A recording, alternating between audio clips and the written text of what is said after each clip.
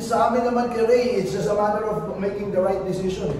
If I thought in the first half, he was getting bothered by the kind of defense Meralco was playing, but when we were able to talk about it at halftime, then nakapag-adjust na, hindi lang siya, but the whole team, we were able to adjust to solve their pick and roll defense. And I think a big factor also is guys like Simon and Gio give Ray a lot of time to rest on the bench. He just played 32 minutes today, including overtime na. So he was really below 30 for regulation. So yun lang talaga. Like you said, it was a total team effort. In the end, one guy has to, what do they always say? Big players make big shots, big plays. So in the end, that was the story. Yung 4-pointer na rin hinahanap ng 4, then the game on the line, overtime, he went for the medium-range jumper. Ano lang yung sitwasyon na nakita mo doon sa mga big shots na pinira mo?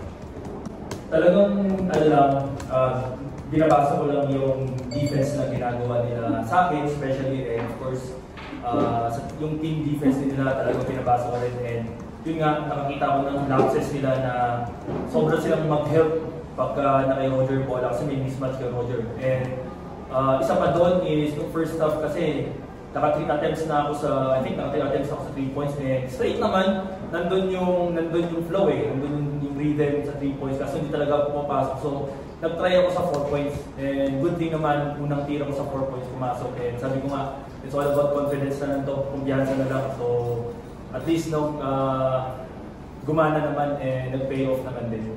Anong malawag na tinapos mo na overtime?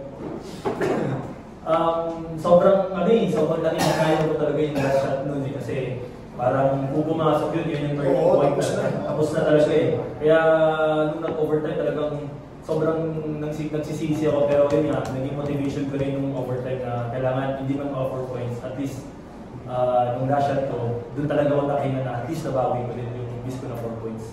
Coach, pero tingin mo right decision pa rin yung late ng fourth na na-miss ni Ray? Yeah, kasi dinobol si Roger. So pag kick out niya, libre-libre talaga, late na late yung rotation. And kakashoot lang niya ng similar before that, di ba? So that was the right decision. Sa amin, ganun shoot, we call it high value shots. We make sure that we're taking high value shots.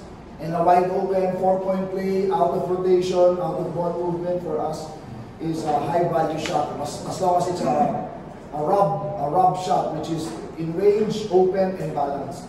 So Ray was in range, he was open, he was balanced. So not every shot is going to go in, but hopefully if we continue taking high value shots, then we will have we increase our chances of winning.